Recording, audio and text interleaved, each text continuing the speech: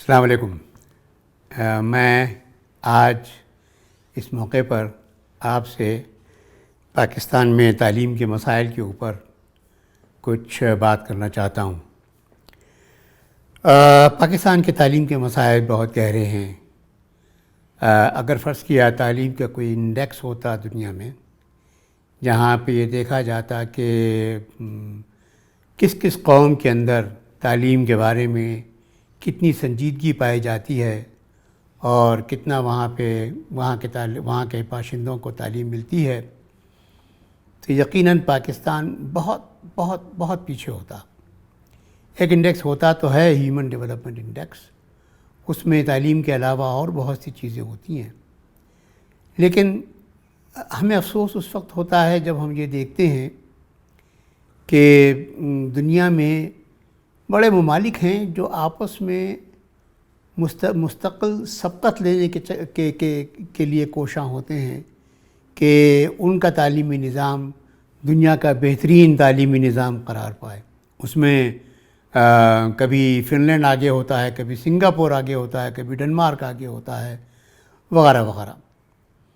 اور وہاں کے معاشرے جو ہیں وہ جانتے ہیں کہ اپنی نئی نسل کو تعلیم دینا قوم کے مستقبل میں انویسٹ کرنے کے برابر ہے، لہذا وہ اس انویسٹمنٹ کو میکسیمائز کرنے کی کوشش کرتے ہیں اور بہترین سے بہترین ہر سال بہتر سے بہتر کرتے ہوئے تعلیمی نظام بناتے چلے جاتے ہیں۔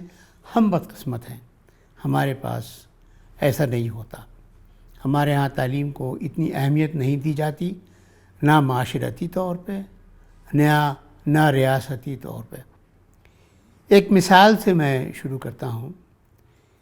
ہندوستان ہمارا پڑوسی ملک ہے۔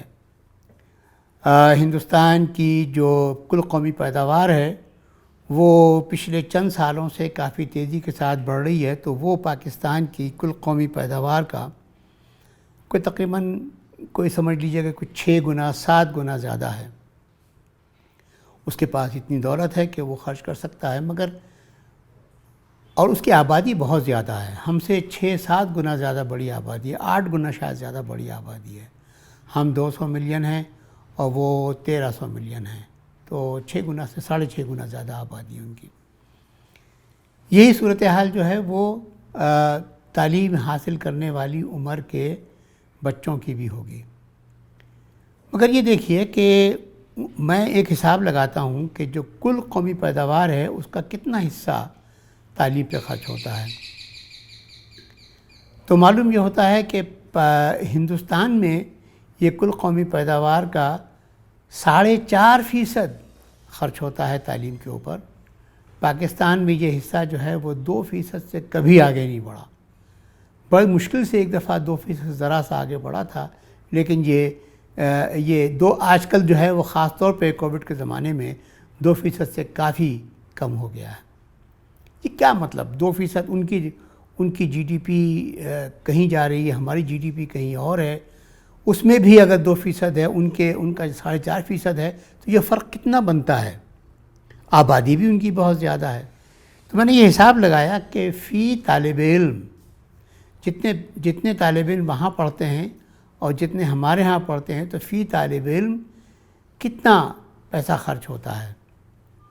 تو میں آپ کو بتا رہا ہوں ایسا حساب کتاب جو ڈیبیٹیبل نہیں ہے، جو بالکل درست ہے، کہ ہندوستان میں ہر طالب علم کے اوپر پاکستان میں ہر طالب علم پہ خرچ کی جانے والی رقم کا 3 گنا زیادہ خرچ ہوتا ہے۔ تو میں یہ حساب لگا رہا ہوں کہ ہندوستان میں ایک طالب علم کے اوپر کتنا خرچ ہوتا ہوگا اور پاکستان میں ایک طالب علم پہ کتنا خرچہ ہوتا ہوگا، ان کی کرنسی میں نہیں بلکہ کسی بین الاقوامی کرنسی میں۔ تو میرا حساب جو بتاتا ہے کہ پاکستان میں ایک بچے کی تعلیم کے اوپر آن دی ایوریج جتنا پیسہ خرچ ہوتا ہے، ہندوستان میں اس سے 3 گنا زیادہ پیسہ خرچ ہوتا ہے۔ آپ اندازہ لگائیں کہ ہندوستان میں پرائمری اسکول میں، تمام ملک میں پرائمری اسکول میں جتنے بچے جاتے ہیں ان سب کو مفت لنچ ملتا ہے۔ پاکستان میں کیا ہم یہ تصور کر سکتے ہیں؟ ہم تو یہاں مہنگے ترین اسکولوں میں بھی یہ تصور نہیں کرتے۔ وہاں پہ اتنے بڑے پیمانے کے اوپر، جہاں پاکستان کی آبادی کا وہ 6 گنا زیادہ ہے، ہر جگہ طالب علم بھی اتنے زیادہ ہوں گے، وہاں وہ یہ کیئر کرتے ہیں۔ یہ بتا دوں میں آپ کو کہ پاکستان کے مقابلے میں ہندوستان جو ہے تعلیمی لحاظ سے ایک پاور ہاؤس ہے۔ اس تعلیمی لحاظ کا مطلب یہ ہوا کہ ان کے ہاں سے جو قابل اہلیت رکھنے والے لوگ نکلتے ہیں اس تعلیمی نظام سے، وہ دنیا میں بڑے مانے جاتے ہیں۔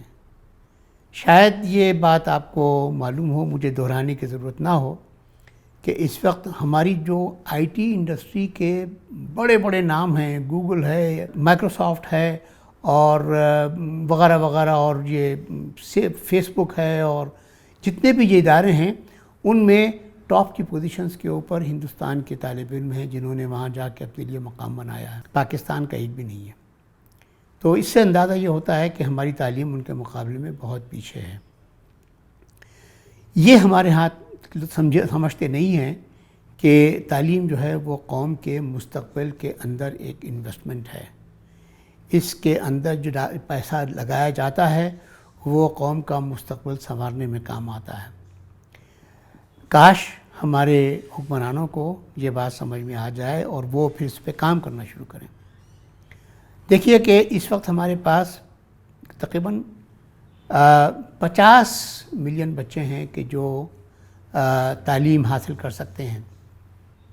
ان میں سے آدھے جو ہیں وہ انرولڈ ہیں، اور باقی آدھوں نے یا تو کبھی اسکول دیکھا ہی نہیں، یا وہ اسکول گئے تھے اور اتنی خراب پڑھائی تھی کہ وہاں سے بھاگ کے آ گئے، یا والدین ان کا اسکول جانے کا بوجھ برداشت نہیں کر سکتے تھے۔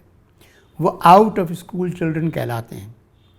22.8 million out of school children ہیں، اور 25 ملین جو ہیں وہ ہیں جو اسکولوں کے اندر ہیں، آدھے تقریباً باہر ہیں۔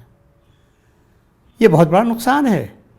ان میں نہ جانے کتنے گوہر ہوں گے، کتنے ایسی قدرتی صلاحیتوں والے بچے ہوں گے جو ہمارے واسطے ایک اثاثہ بن سکتے تھے، لیکن وہ نہیں ہیں، ان کی پرورش نہیں ہو رہی، لہٰذا ہماری قوم جو ہے ان کو کھوتی چلی جا رہی ہے۔ پھر جو لوگ پڑھ رہے ہیں اس وقت اسکولوں میں پڑھ رہے ہیں 25 ملین، کبھی ان کی تعلیم پہ غور کریں تو اندازہ ہوتا ہے کہ کس قدر خراب تعلیم مل رہی ہے۔ اس وقت ملک میں اچھی تعلیم اگر مل رہی ہے تو وہ صرف اور صرف مہنگے تعلیمی اداروں میں مل رہی ہے، جہاں ماں باپ پیسہ افورڈ کر سکتے ہیں ان کو تعلیم دلانے کا۔ وہ مہنگی تعلیم جو ہے صرف وہی ان کو اچھی تعلیم مل رہی ہے، یا پھر وہ فلنتھروپک ادارے ہیں جیسے دی سٹیزنز فاؤنڈیشن ہے اور کیئر ہے اور اس قسم کے ادارے ہیں جو بچوں کی کیئر کرتے ہیں، جو بچوں کے اوپر اپنی طرف سے پیسہ خرچ کرتے ہیں، سرکار کے نہیں۔ سرکار کے تعلیمی اداروں کے اندر بمشکل ہی کوئی ملے گا کہ جو بہت اچھے معیار کا ہوگا۔ میں یہاں اپنے پڑوس میں ایک اسکول میں جاتا ہوں، دیہاتی اسکول ہے، اسلام آباد کا اسکول ہے، ماڈل اسکول کہلاتا ہے، اس کے چہرے پہ ماڈل لکھا ہوا ہے۔ معلوم یہ ہوا کہ مڈل اسکول ہونے کے باوجود وہاں پہ جتنے استاد ہونے چاہیے ان کے آدھے استاد اویلیبل ہیں۔ میں نے پوچھا تو معلوم ہوا کہ جی پورے اسلام آباد میں، فیڈرل کیپٹل ایریا میں جتنے تعلیمی ادارے ہیں، اسکول ہیں، ان میں 35% استادوں کی کمی ہے۔ تو میری ایک دفعہ استاد ہمارے وزیر تعلیم جو ہیں ان سے ملاقات ہوئی، میں نے ان سے پوچھا ایسا کیوں ہے؟ تو انہوں نے بتایا کہ اس وجہ سے کہ یہ معاملات اوپر کہیں پھنسے ہوئے ہیں، جہاں یہ طے ہوتا ہے کہ ہم تعلیم پر کتنا پیسہ خرچ کریں، ہم چونکہ ان کی تنخواہیں افورڈ نہیں کر سکتے لہٰذا ہم ان کو امپلائی نہیں کریں گے۔ یہ ہے وہ صورتحال، یہ ہے وہ ذہنیت جو اس وقت ہماری تعلیم کو چلا رہی ہے۔ جب تحریک انصاف حکومت میں آئی تو اس نے تعلیم کے بارے میں ایک پالیسی فریم ورک بنایا، تو اس نے کہا کہ بھئی ہم 4 ایشوز کو ترجیح دیں گے، اولین ترجیح دیں گے۔ سب سے پہلا یہ تھا کہ جو طالب علم جو بچے اسکولوں میں کبھی نہیں گئے، آؤٹ آف اسکول چلڈرن، ہم ان کو اسکولوں میں واپس لائیں گے۔ دوسرا یہ تھا کہ ہم تعلیمی معیار کو بہتر کریں گے۔ تیسرا یہ تھا کہ ہمارے پاس تعلیمی تفاوت بہت زیادہ ہے، کہیں تعلیم کا معیار بڑا اچھا ہے بڑے مہنگے اسکولوں میں، سرکار کے اسکولوں کا کم ہے، پھر مدارس ہیں، پھر پرائیویٹ لو فی پرائیویٹ اسکول ہیں جہاں کا معیار خراب ہے.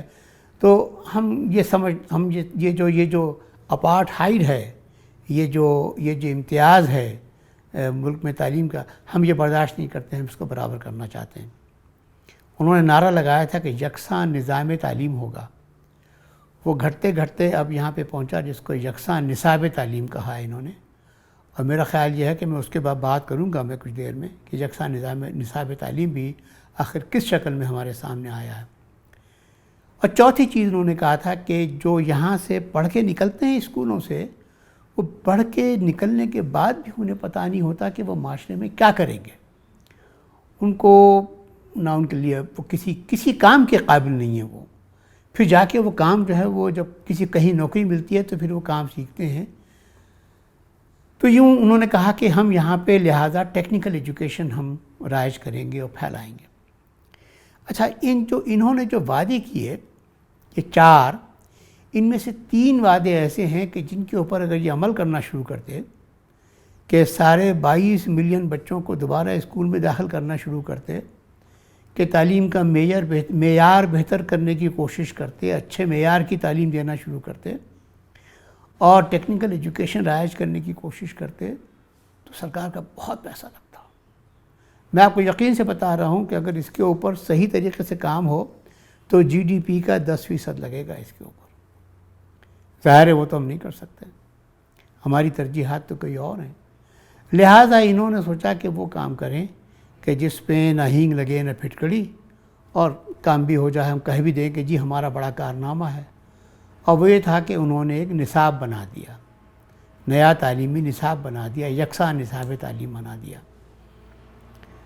یکساں نصاب تعلیم جو ہے وہ اس وقت بڑے جوش خروش کے ساتھ انہوں نے اس کا اعلان کر دیا ہے. ہمیں معلوم ہے کہ وہ کیا ہے، لہٰذا میں اب کچھ منٹ جو ہے وہ اس پہ لگانا چاہتا ہوں کہ وہ کیا ہے.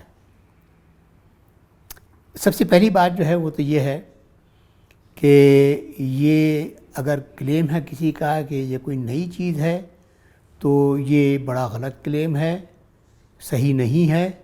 یہ پرانا ہی نصاب ہے، وہ جو 2006 سے چلا آ رہا تھا وہی نصاب ہے، اسی مین نصاب وہی ہے. اور یہ کہ اس کے ساتھ انہوں نے کچھ تھوڑی بہت تبدیلیاں کی ہیں، ذرا سی تبدیلیاں کی ہیں. ان تبدیلیوں کی طرف میں آتا ہوں کہ وہ تبدیلیاں جو ہیں مثبت ہیں یا منفی ہیں. تو اس واسطے کوئی نیا نہیں ہے، یہ پرانا ہی نصاب ہے. جب انہوں نے کہا تھا کہ یہ کوالٹی اچھے سے یہ کوالٹی امپروو کرنا چاہیں گے، ایجوکیشن کی معیار بلند کرنا چاہیں گے، تو ہم بہت خوش ہوئے تھے. ہمارا خیال یہ تھا کہ یہ معیار تعلیم بلند کرتے ہوئے جتنے ہمارے پاس نظام ہائے تعلیم ہیں ان میں سب سے اچھا سب سے اعلیٰ معیار کا جو نظام تعلیم ہے یا نصاب ہے اس کو رائج کریں گے. ہمیں بڑی مایوسی ہوئی کہ انہوں نے وہ نہیں کیا. سب سے اچھا نظام تعلیم اس وقت جو ملک میں ہے، جس کو ہمارے وزیر تعلیم خود مانتے ہیں، ہمارے وزیر اعظم جو ہیں انہوں نے اسمبلی میں تقریر کرتے ہوئے اور ٹی وی پہ تقریر کرتے ہوئے بارہا کہا کہ سب سے اعلیٰ معیار کی تعلیم جو ہے وہ ہائی فی پرائیویٹ اسکولوں میں دی جاتی ہے. وہ جو انگلینڈ کے امتحانات کرواتے ہیں یا جو یورپ کے بکالوریٹ کے امتحان جو ہے وہ کرواتے ہیں، وہ سب سے اعلیٰ معیار ہے. ہمارا خیال تھا کہ وہ شاید یہاں لے کے آئیں گے، وہ نہیں لے کر آئے، کیونکہ وہ لے کر آتے تو یہاں پہ ان کو پھر اس کو امپلیمنٹ کرنے میں بہت رقم خرچ کرنی پڑتی، اور پھر یہ وہی ہے کہ جیبیں خالی ہیں. تو پھر کیا کیا؟ وہی پرانا نصاب انہوں نے شامل کر دیا. اور یکسانیت دکھانے کے لیے کہ ہم یکساں نظام تعلیم لائے ہیں، انہوں نے یہ کیا کہ مدارس کو انہوں نے کہا کہ آپ یہ نظام تعلیم قبول کریں، ہم آپ کا نظام تعلیم قبول کرتے ہیں. یہ ایک معاہدہ ہوا ان کا. وہ یوں ہوا کہ انہوں نے کہا کہ دیکھیں آپ جو ہے ہمارے ہاں کے جو مضامین ہیں، English, Urdu, social studies, science, history وغیرہ، آپ یہ پڑھائیں. انہوں نے کہا ہم پڑھا دیں گے. اور ان کا اب اس کے بدلے میں آپ ہمارے ہاں جو درس نظامی ہوتا ہے وہ آپ اپنے اسکولوں میں پڑھائیں گے، اور یہ راضی ہو گئے۔ میرا خیال ہے کہ جتنا شدید نقصان اس ایک معاہدے سے ہوا ہے، اتنا نقصان ہمارے نظام تعلیم کو اس سے پہلے کبھی بھی نہیں پہنچا تھا۔ یہ بہت ہی خراب فیصلہ ہے۔ اس فیصلے کے دو پہلو ہیں۔ ایک تو یہ کہ کیا ہمارے مدارس پھر اسکولوں میں تبدیل ہو جائیں گے؟ نہیں۔ کیا انہوں نے کہا ہے کہ مدارس جو ہیں وہ ہمارے ہاں کے جو مضامین ہیں، انگلش، ہسٹری، جغرافی، یہ وہ سوشل اسٹڈیز، سائنس، ان کو بتدریج اپنے پاس رائج کریں گے؟ یہ الفاظ لکھے ہوئے کہ ان کو بتدریج رائج کریں گے۔ میں آج چیلنج کرتا ہوں کہ آج ہی آپ جائیے اور مدارس کی جتنے مدارس ہیں ان کے وفاق بنے ہوئے ہیں، ان کی ویب سائٹس دیکھ لیجئے۔ ویب سائٹس کے اوپر نصاب کا بٹن ہوگا، اس کو دبائیے، اور یہ نصاب ان کا اب نہیں بنا ہوا، یہ ان کا پچھلے 10 سال سے چلا آ رہا ہے۔ اس نصاب میں آپ دیکھیں گے کہ یہ سارے مضامین شامل ہیں، اور ان کی نویں کلاس کے اندر یہاں کی نویں کلاس کی کتابیں ہیں، پڑھائی جاتی ہیں، چوتھی جماعت میں چوتھی جماعت کی کتابیں پڑھائی جاتی ہیں، وغیرہ وغیرہ۔ تو پھر یہ بتدریج رائج کرنے کا مطلب کیا ہوا؟ ہاں، یہ تھا کہ وہ پڑھانے کے بعد امتحان اپنے لیا کرتے تھے، اور ہو سکتا ہے کہ وہ سنجیدگی سے نہ لیتے ہوں۔ چنانچہ انہوں نے یہ شرط لگائی کہ آپ پھر ہمارے ہاں کے بورڈ کے امتحان آپ ضرور دیں گے، ضرور پاس کریں گے۔ وہ راضی ہو گئے، بورڈ کے امتحان دے دیں گے۔ اگر وہ پڑھاتے ہیں پہلے سے یہ سب کچھ، تو بورڈ کے امتحان دلوانے میں کیا حرج ہے؟ بورڈ کے امتحانوں میں تو ایسے کون سے چیلنجنگ امتحان ہوتے ہیں؟ وہ اے لیولز اور او لیولز والے امتحان تو ہوتے نہیں ہیں کہ جہاں پہ کرٹیکل تھنکنگ استعمال ہوتی ہے، جہاں پہ انالیٹیکل تھنکنگ استعمال ہوتی ہے۔ یہ تو وہ امتحان ہیں ہمارے یہاں کے بورڈ کے جو کہتے ہیں کہ وہ رٹواتے ہیں۔ وہ میں ایک میٹنگ میں تھا پنجاب کے کریکولم بورڈ کی، وہاں پہ میں نے یہ جب بات سنی تو میرے ہوش حواس اڑ گئے، جب مجھے امتحان بنانے والوں نے بتایا کہ جب وہ امتحان کا پرچہ بناتے ہیں تو انہیں اس پرچے میں لکھنا پڑتا ہے کہ یہ سوال جو ہے یہ کون سی کتاب کے کتاب تو ایک ہی ہوتی ہے، کتاب کی کون سے صفحے کی کون سی لائنوں کا سوال ہے۔ یہ اس کو بتانا پڑتا ہے، آگے لکھنا پڑتا ہے کہ کتاب کی کون سی۔ اور امتحان کے پرچے جانچنے والوں نے میرے سامنے یہ بتایا کہ جی ہاں، اور ہمیں بھی یہ حکم ہے کہ جب ہم امتحان کے پرچے جانچیں تو اگر اس کے مطابق نہ ہو جو انہوں نے بتایا ہے کہ کتاب کے کس صفحے کی کون سی لائنوں سے ہے، تو نمبر کاٹ دو۔ لہذا کیا ہوا؟ ایک ہی بات ہوئی کہ آپ کہیں گے کہ جی رٹیں، اچھی طرح رٹیں آپ، اور رٹوانے کا امتحان ہمارے پاس ہے۔ اب بھلا بتائیے کہ مدارس کے جو بچے ہیں وہ رٹنے کے علاوہ کرتے کیا ہیں؟ اگر ان کو رٹنے کی اتنی مہارت ہے تو ہمارے امتحان کون سے ان کے لیے مشکل ہیں؟ یہ مسئلہ ہے۔ تو لہٰذا جو انہوں نے اسکیم بنائی ہے یہ یہاں کے لوگوں کے لیے بہت مشکل ہے۔ میں نے ایک مضمون لکھا تھا ڈان کے اندر جس میں میں نے یہ بتایا تھا کہ، اور میں نے موازنہ دیا تھا، تیسری جماعت، اب انہوں نے پہلی سے 5ویں تک کا نصاب بنایا ہے، تیسری جماعت کا نصاب ان کا بنایا ہوا، اور تیسری جماعت کا نصاب جو ہے وہ 2 مدارس کے جو وفاق تھے ان کا، اور میں نے بتایا کہ کس طریقے سے ان کا اسلامیات کا نصاب کم ہے اور ہمارا اسلامیات کا نصاب اس سے 3 گنا زیادہ ہے۔ تو یہ تو عالم ہے کہ جو آپ کا معاہدہ ہوا ہے ان لوگوں کے ساتھ، مدارس کے ساتھ، وہ یہاں کے اسکولوں کے واسطے شدید نقصان دہ۔ یہ جو ایجوکیشنل اپارٹھائڈ ہے وہ بھی ختم نہیں ہوئی، جو امتیازی ایجوکیشن ہے وہ ختم بھی نہیں ہوئی، کیونکہ ہمارے وزیر تعلیم کہہ چکے ہیں کہ اگر انگلش میڈیم اسکول اور اے لیولز کے لیے اپنے بچوں کو تیار کرنا چاہتے ہیں تو یہ ان کی مرضی ہے، ہم ان کو مجبور نہیں کر رہے ہیں۔ ان کے بیانات بڑے متضاد سے ہیں، میں آپ کو بتا دوں کہ متضاد کیوں ہیں۔ اس طرح ہیں کہ ایک طرف یہ کہتے ہیں کہ ان کی خوشی، وہ چاہیں تو یہ کر دیں، لیکن دوسری طرف وہ یہ بھی کہتے ہیں کہ نہیں، وہ اس نصاب کو پارلیمنٹ میں پیش کریں گے اور اس کو پارلیمنٹ کا ایکٹ بنا کر قانون بنا دیں گے جس کی خلاف ورزی کہیں نہیں ہو سکے گی، کوئی خلاف ورزی نہیں کر سکے گا۔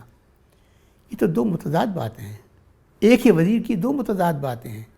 ایک طرف وہ کہتے ہیں کہ یہ قانون بن جائے گا، پاکستان کے ہر شہری کو اس قانون کی پابندی کرنی ہوگی، اور دوسری طرف وہ یہ فرماتے ہیں کہ نہیں، اگر وہ اسکول چاہیں تو اور اے لیولز کے امتحان پاس کروائیں اپنے اسٹوڈنٹس کو۔ میرا خیال یہ ہے کہ خود ان کا ذہن کلیئر نہیں ہے کہ وہ جو ایلیٹ ہمارے ہاں کے ہیں، جو ہمارے ہاں کی اشرافیہ ہے، جو صاحب حیثیت لوگ ہیں، وہ جس قسم کی تعلیم اپنے بچوں کو دینا چاہتے ہیں، یہ ان کو اس سے محروم رکھ سکتے ہیں یا ان کو ناراض کر سکتے ہیں۔ یہ وہ نہیں کریں گے۔ لہٰذا میرا خیال یہ ہے کہ ابھی یہ کلیئر نہیں ہے، اور بعد میں کچھ عرصے کے بعد یہ شاید بات سامنے آئے گی۔ مگر ساتھ ہی ساتھ انہوں نے ایک بات اور بھی کر دی، وہ یہ ہے کہ انہوں نے بہت بڑا قدم اٹھایا ہے۔ سن 2010 میں 18ویں ترمیم پارلیمنٹ نے پاس کی تھی۔ 18ویں ترمیم جو ہے اس نے ساری تعلیم صوبوں کو منتقل کر دی، نصاب سازی بھی صوبوں کو منتقل کر دی، اس سے پہلے نہیں ہوتی تھی۔ تو صوبے اب خود مختار ہیں۔ مرکز کی طرف سے یہ بنا کر نصاب انہوں نے صوبوں کے اختیار کے اندر دخل اندازی کی ہے، اور یہ کرنے سے انہوں نے اب تک تو نہیں ہوا ایسا کہ وہ ناراض ہو گئے ہوں، لیکن کسی وقت بھی کوئی صوبہ اس بات کے اوپر ناراض ہو سکتا ہے کہ آپ نے کیوں ہمارا اختیار ہم سے چھین لیا، یا اگر کوئی صوبہ کہے کہ نہیں، میں آپ کے نصاب کو نہیں مانتا، میں اپنا نصاب خود بناؤں گا اور بنا کے چلاؤں گا، تو یہ اس پہ بہت زیادہ اعتراض بھی نہیں کر سکتے، کیونکہ قانونی طور پر وہ بالکل یہ کام کرنے کے۔ انہوں نے جو 18ویں ترمیم کی خلاف ورزی کی ہے اور صوبوں کے اختیار کو اپنے ہاتھ میں لینے کی کوشش کی ہے، یہ ٹھیک نہیں ہے۔ اگر اس کو پارلیمنٹ سے یہ پاس کروائیں گے تو بھی ٹھیک نہیں ہے، کیونکہ صوبائی اختیار ہونے کا مطلب یہ ہوا کہ صرف صوبائی اسمبلی جو ہے وہی اس کا اختیار رکھتی ہے کہ وہاں پہ وہ قانون بنائے، مرکز سے کوئی قانون بن کے وہ نہیں جا سکتا۔ یہ جو انہوں نے بات کرنے کی کوشش کی ہے، یہ اس ملک کے اندر افتراق پیدا کرنے کی، اختلافات پیدا کرنے کی، آپس میں تفریق پیدا کرنے کی کوشش کی ہے۔ پھر مجھے ایک بات اور نظر آتی ہے جو میں ایک واضح کر دوں۔ ہمارے ہاں تعلیم میں ایک قانون بنا ہوا ہے، ہمارے آئین میں لکھا ہوا ہے کہ جو مسلمان جتنے طالب علم ہیں، بچے ہیں، ان سب کو قرآنی تعلیم ضرور دی جائے، مذہبی تعلیم ضرور دی جائے۔ یہ بات جو ہے 1947 سے کہتے چلے آ رہے ہیں، اور ہم بار بار یہ سمجھاتے جا رہے ہیں لوگ کہ دیکھیں، مذہبی تعلیم اسکولوں میں دینا صحیح بات نہیں ہے۔ اس کی وجہ جو ہے وہ یہ ہے کہ مذہب کے اندر بہت سے اختلافات ہوتے ہیں، اور مذہب کے اختلافات تعلیمی اداروں میں پہنچنے کا مطلب یہ ہوا کہ یہ اختلافات وہاں پہ پروان چڑھیں گے۔ اس بات کی انہوں نے پرواہ نہیں کی۔ یہاں پہ پھر قانون سازی ہو گئی کہ نہیں جی، یہ پڑھانا پڑے گا ان کو، اور لہٰذا یہ اسلامیات جو ہے وہ ایک کمپلسری مضمون ہے، اس سے اب بچ نہیں سکتے۔ مگر ساتھ ہی قانون ایک اور بھی ہے، وہ دوسرا قانون جو ہے وہ آرٹیکل 22(1) ہے، جو کہتا ہے کہ کسی تعلیمی ادارے میں کسی بچے کو ایسے مذہب کی تعلیم نہیں دی جائے گی جو اس کا اپنا نہ ہو۔ اس کا مطلب یہ ہوا کہ آپ اسلامیات جو ہے وہ کسی غیر مسلم کو نہیں پڑھا سکتے۔ چلیے، اچھی بات ہے کہ آپ کے پاس یہ لاء بھی موجود ہے۔ یہ لاء بھی ہے کہ ہر مسلمان بچے کو تعلیم پڑھانا ضروری ہے، اور یہ بھی ضروری ہے کہ کسی غیر مسلم بچے کو آپ اسلام کی تعلیم نہیں دے سکتے۔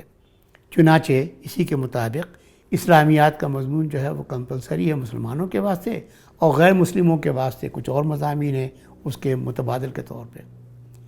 لیکن یہ وائلیشن اس کی ہوتی ہے، اس لاء کی 22(1) کی۔ ہمارے ہاں اردو کی کتابوں میں وائلیشن ہوتی ہے، انگریزی کی کتابوں میں وائلیشن ہوتی ہے، وہاں پہ ایسے سبق پڑھائے جاتے ہیں، کتابوں میں موجود ہوتے ہیں جو بنیادی طور پہ اسلامیات کے سبق ہیں۔ اسلامیات کا نصاب انہی کا بنایا ہوا اٹھا کے دیکھ لیجئے، سیرت النبی اس کا ایک حصہ ہے، لیکن پھر سیرت النبی کا سبق جو ہے اردو میں کیوں ہے اور اردو کی کتاب میں کیوں ہے اور انگریزی کی کتاب میں کیوں ہے؟ وہاں تو وہ کتابیں جو ہیں وہ تو ہر مذہب کے بچے کے لیے لازم ہیں، تو وہ تو کسی عیسائی، کسی مسیحی، عیسائی کہتے ہیں تو وہ برا مانتے ہیں، کسی مسیحی، کسی ہندو، کسی سکھ بچے کو بھی وہی چیزیں پڑھنی پڑیں گی۔ یہ تو اچھی بات نہیں، یہ تو وائلیشن ہے، ان کے رائٹ کی وائلیشن ہے، فنڈامنٹل رائٹ ہے۔ یہ آرٹیکل 22(1) جو ہے فنڈامنٹل رائٹ کا حصہ ہے۔ یہ چیز جو ہے یہ نہیں ہونی چاہیے۔ تو ہم گئے ان کے پاس، بنانے والوں کے پاس، کہ ارے بھائی یہ تو آپ فنڈامنٹل رائٹ کی وائلیشن کر رہے ہیں۔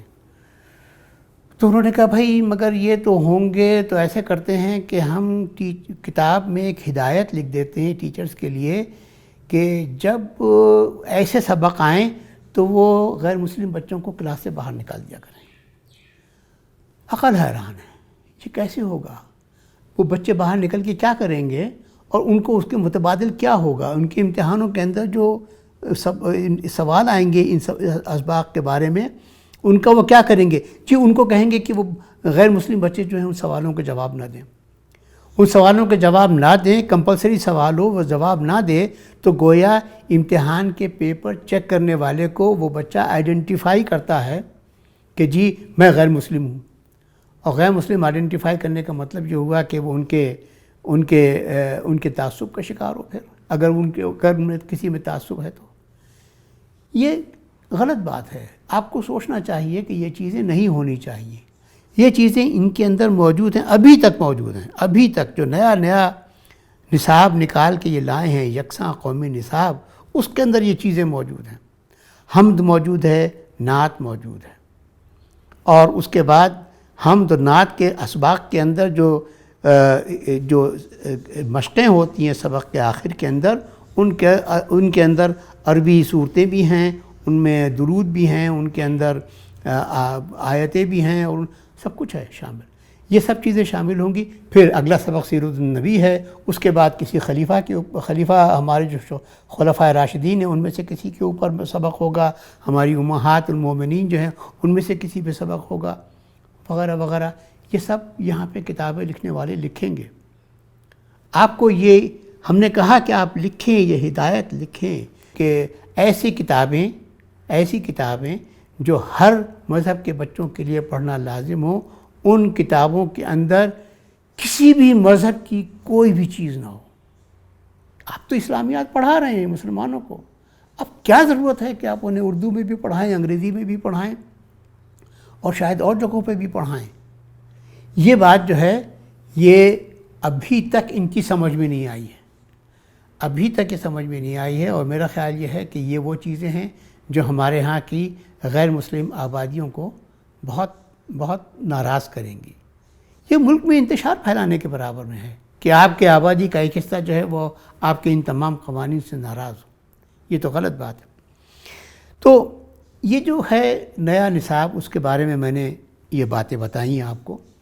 میں نے اس کے اوپر یہ بتانے کی کوشش کی ہے کہ اس کے کون سے بڑے چیدہ ایسے مسائل ہیں۔ اس کے علاوہ، اس کے باوجود کہ یہ سن 2006 کا نصاب ہے، اس کے علاوہ کوئی اور نصاب نہیں ہے، تھوڑی بہت تبدیلیوں کے ساتھ، لیکن ان تبدیلیوں کے باوجود بھی ان کے اندر بڑی خامیاں ہیں۔ مگر ہوا کیا، ہماری حکومت نے ایک اپنے بڑا سا پگڑی میں ترا لگا لیا کہ جی ہم نے ایک بڑا کارنامہ انجام دیا ہے کہ ہم نے ایک نیا نصاب بنا دیا ہے، اور ہر ایک تعریف کر رہا ہے۔ اسمبلی کے اندر بیٹھ کے عمران خان جو ہیں وزیر تعلیم کی طرف منہ رخ کر کے تعریف کرتے ہیں ان کی کہ کتنا بڑا کارنامہ ہے، وہ جگہ جگہ انٹرویو دے رہے ہیں کہ ہمارا کتنا بڑا کارنامہ ہے، لیکن معلوم یہ ہوتا ہے کہ وہ کارنامہ نہیں ہے، وہ کچھ بھی نہیں ہے، وہ مسائل کا ایک۔ ہم سوال یہ کرتے ہیں کہ چلیں کارنامہ صحیح آپ کا، آپ کے وعدوں میں جو باقی 3 چیزیں تھیں کیا ہوا؟ اب میں بتاؤں آپ کو ہمارے وزیر تعلیم کا ایک بیان۔ آؤٹ آف اسکول چلڈرن کو اسکولوں میں واپس لانا ہے. 22.5 ملین بچوں کو اسکول میں واپس لانا ہے. اس کے لیے تو آپ کو جتنے اسکول آج کل ہیں اتنے اسکول اور بنانے پڑیں گے. جتنے ٹیچر آج ہیں اتنے ہی ٹیچر آپ کو مزید ملازم رکھنے ہوں گے، اور جتنا خرچہ ہوتا ہے اتنا ہی خرچہ اور کرنا پڑے گا آپ کو. لیکن وہ فرماتے ہیں بڑے فخر سے کہ فیڈرل ایریا کے اندر انہوں نے 7,000 آؤٹ آف اسکول چلڈرن بچوں کو اسکولوں میں داخل کر دیا ہے. میں بتاتا ہوں حقیقت کیا ہے اس کی.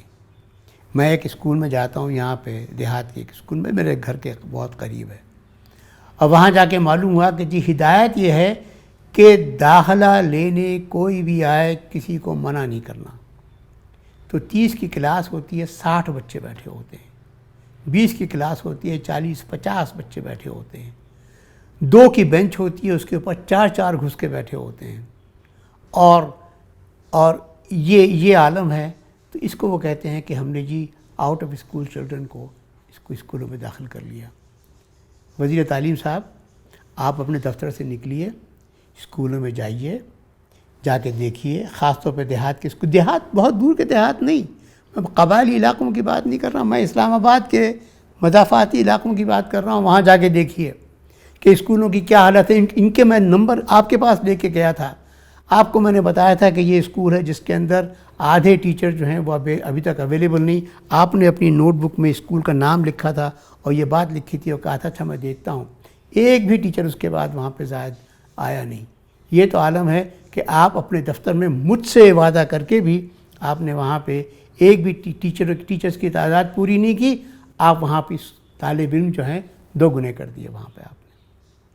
اس کو آپ کہتے ہیں کہ آپ آؤٹ آف اسکول چلڈرن کو 22.5 ملین بچے آؤٹ آف اسکول ہیں، آپ ان میں سے صرف 7,000 کا حساب دے رہے ہیں کہ 7,000 کو ہم لے کر آئے ہیں.